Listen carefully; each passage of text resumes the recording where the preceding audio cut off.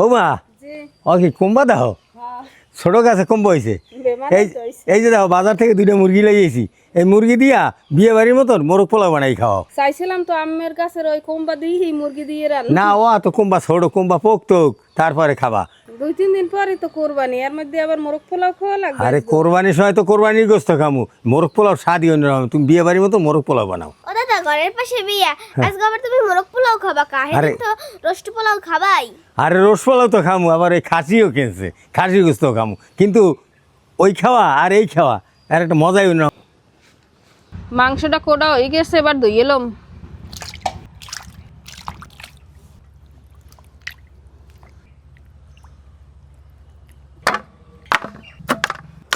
মরিচের গুঁড়ো লবণ পেঁয়াজের বেরেস্তা হয়ে গেছে আনুডই খেলাম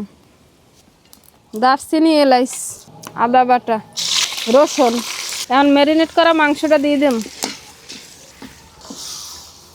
বাদাম বাটা কাঁচামরিচ টক দই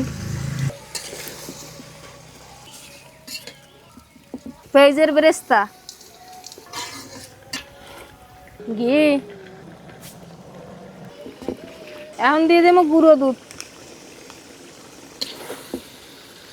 চিনি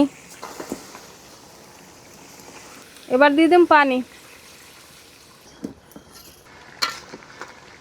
দর্শক বৌমার মোরগ রান্না হয়ে গেছে এখন পোলাও তো দিয়ে দেবে বৌমা যে সুবাসটা বাইরেই গেছে তুমি উঠাই দাও না কা পোলাওর উপরে বৌমা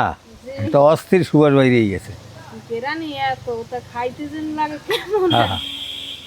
দাদা তোমার কোন পিস দেবো এই পিস তুমি তো এককালে কুরকুরে পিস চয়েস করছো হ্যাঁ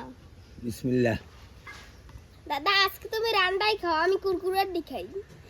কুরকুরের ডি বিসমিল্লাহ